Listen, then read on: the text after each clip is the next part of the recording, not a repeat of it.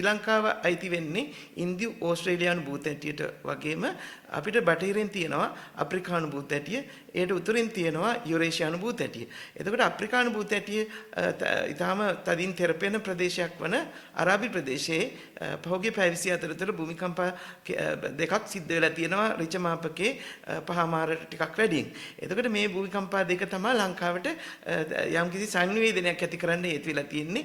ඒ ප්‍රදේශයේ විතරයි කේන්ද්‍ර ඇති වෙලා තියෙන්නේ.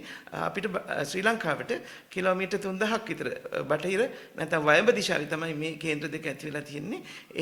ඒම භූමිකම්පා කේන්ද්‍ර දෙක ඔස්සේ ඒ සිදුවීම් දෙකෙන් පිට වුණු අන්වයාම තීරයක් හා පෘෂ්ඨිය කියන භූකම්පන තරංග පෘථිවියේ කබල දිගේ පාෂාණී දිගේ ගමන් කරලා ඒ ප්‍රබල භූකම්පන තරංග දුර ගෙවාගෙන 2 කිලෝමීටර් 3000ක් විතර අපේ ශ්‍රී ලංකා දූපතේ